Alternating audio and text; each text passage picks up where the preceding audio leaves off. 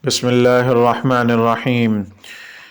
As humans, as mortals, every one of us at some point or the other experiences a fantasy, a crush, or an infatuation over someone or the other, be it a childhood sweetheart, or a school going friend, or a fellow colleague.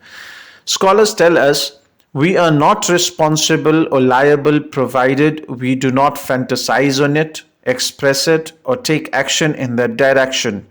Of course, yudawi hawahu yaktumu sirrahu wa yasbiru fi kulli al-umuri wa yakhda'. You need to treat your melody, conceal your fantasy, and accept the degree of destiny. She is not meant for me. He is not meant for me. We live in a world where romance is promoted in a very glamorous way, but not with your wife. You never heard about being romantic with your spouse. It's always about a secretary or a neighbor or an ex-fiancé or a friend. But today I want to show you what an affectionate, loving and caring husband Nabi sallallahu alaihi wasallam was. And I also want to impress upon you the rewards of being romantic with your spouse. Did not the Messenger sallallahu alaihi wasallam tell us that one act of charity is hatta luqmata taj'al? The morsel that you place in your spouse's mouth is an act of charity. And I always say this act of charity is for the newlywed and the nearly dead. Is not that sweet, cute, and lovable? And it doesn't end there. The hadith is in Sahih Muslim. Abdullah bin Abbas radiallahu ta'ala who narrates the Prophet sallallahu alaihi wasallam says, when you have consumed your food, فَلَا يَمْسَحْ يَدَهُ حَتَّى يَلْعَقَهَا أَوْ يُلْعِقَهَا. Do not wipe your fingers until you lick it or someone licks it for you. Imam Nawawi commenting on the hadith says that either the person himself he licks his fingers or somebody licks it for him, his spouse, his child or his student. Is this not beautiful, sweet and romantic? I'm feeding you, you feeding me. I'm saying loving words to you, you saying loving words to me. I lick your fingers, you lick my fingers. But hang on, we're living in a world where people are like, no, this is not palatable with my demeanor and with my nature. I'm very hygiene conscious. But hello, what happened to your hygiene in the bedroom when you're asking for the rulings regarding something else? And I'll stop my tracks just there. Aisha radiallahu ta'ala anha says, after the meal, I would sip onto something and then I would pass the goblet to the Prophet sallallahu alaihi wasallam. كَانَ يَتَتَبَّعْ مَوْضِعَ فِيَّ. Then he would consciously look for the precise place where I put my lips and he would place his lips. Is this not sweet, cute, lovable, adorable? Well, my Nabi did it, your Nabi did it.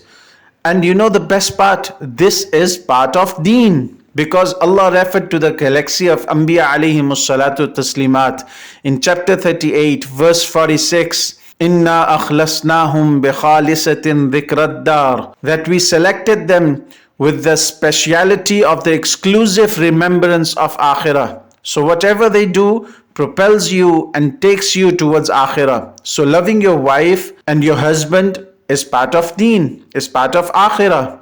Abdullah bin Abbas radiallahu ta'ala anhu says, أَتَزَيَّنُ لِإِمْرَأَتِي كَمَا أُحِبُّ أَن تَتَزَيَّنْ لِي. I go out of my way, I groom myself, I adore myself as my wife loves it, because I want her to decorate herself for me.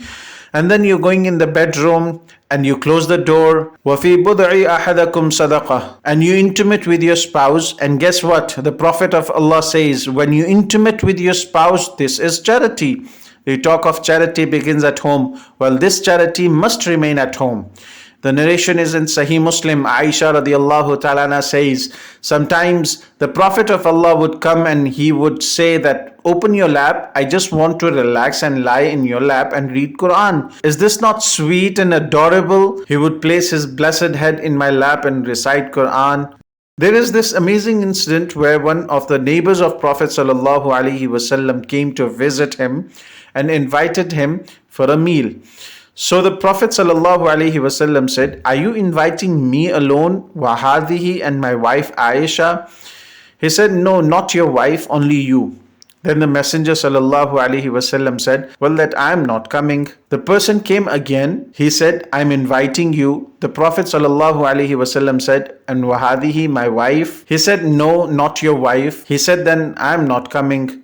On the third instance, he came and invited him again, and the Prophet ﷺ said, are you inviting my wife Aisha as well? He said, yes. Then the Prophet of Allah said, okay, then we both will come. فَقَامَا يَتَدَافَعَانِ. And then they both walked towards the house, and the Messenger of Allah acceded to the request. The scholars say that the reason why he declined on the first instance was that there was nothing at home. So he said, if it's going to be hungry, me and you will be hungry together, my love. And if you're going to eat, we are going to eat together. I ask you, my brother, date your wife. I ask you, my sister, date your husband. And if you're not married, the only date you can have is at iftar, when you open your fast.